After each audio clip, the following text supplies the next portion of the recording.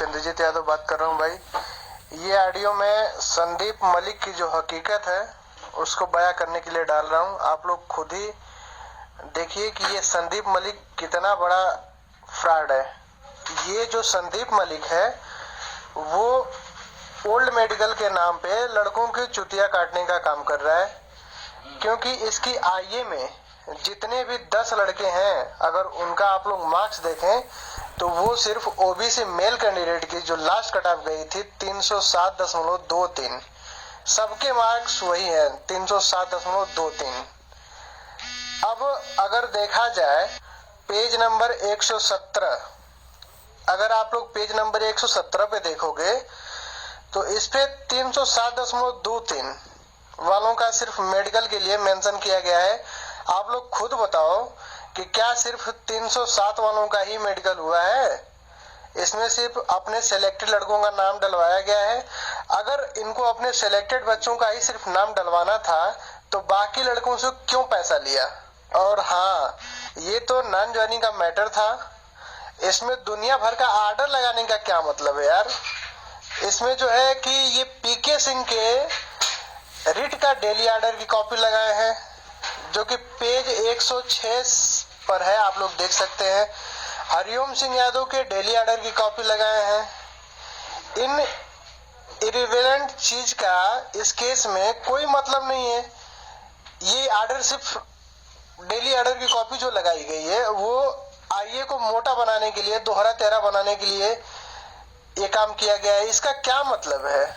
और एक सबसे इम्पोर्टेंट बात कि इसमें अगर आप लोग ऊपर देखोगे तो 700 सीटों को खाली बताया गया है, लेकिन अगर इनके प्रेयर की मांग देखो, प्रेयर का देखा जाए तो उसमें खाली सीटों को डिस्क्लोज करने की बात कही गई है।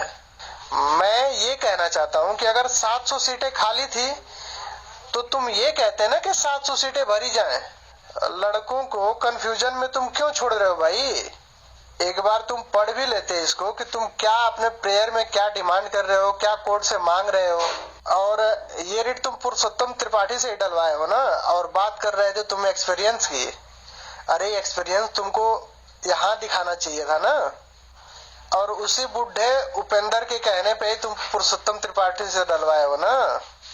अगर सीटों को लेकर तुम कंफ्यूजन में हो तो तुम्हारे पास जो है कि एक्सपीरियंस वाले बंदे भी हैं।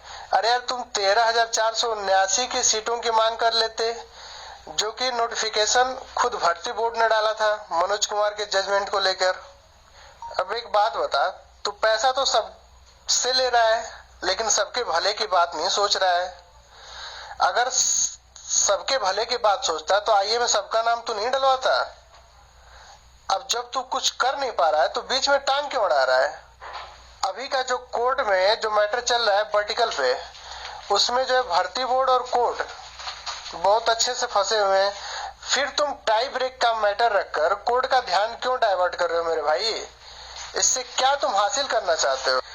अगर वर्टिकल सुधरता है तो 13,479 परिवार के घरों में खुशियां आएगी, और तुम 10 लोगों के चक्कर में 13,000 परिवार की खुशियां बर्बाद कर रहे हो। क्या तुम करना क्या चाहते हो ये बताओ। और रही बात वकीलों की, तो तुम अपने बाप से पूछना कि कौन सा वकील कैसा है।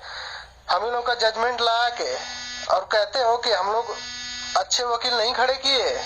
और हाँ, एक बात और है, कहता है कि इंग्लिश पढ़ना आता ना, तो तुम जजमेंट में जो है कि देख ले किन वकीलों का नाम है और उसमें टॉप लिस्ट में कौन वकील है जो हमारे वकील है। तूने जो जजमेंट लगाया है ना उसको ही पढ़ ले यार। तुझे तो इंग्लिश पढ़नी आती है ना तो पढ़ ले, अगर नहीं पढ़नी आती है ना तो समझ के तू बेकार है। और हाँ, जिन लोगों से तुम एक्सपीरियंस गेन कर रहे हो ना, उन निटोरों के पास पहले लड़कों का पैसा बहुत ज्यादा पड़ा हुआ है। तो तुम अगर लड़कों का भला चाहते ना तो तुम उससे खुद बोलते कि तुम्हारे पास लड़कों का पैसा ऑलरेडी पड़ा हुआ है, तुम खुद पैसा दो, मैं लड़कों से पैसा नहीं लूंगा। लेकिन तुम तो चोर चोर मौसेरे भाई वाला काम कर रहे हो बेटा।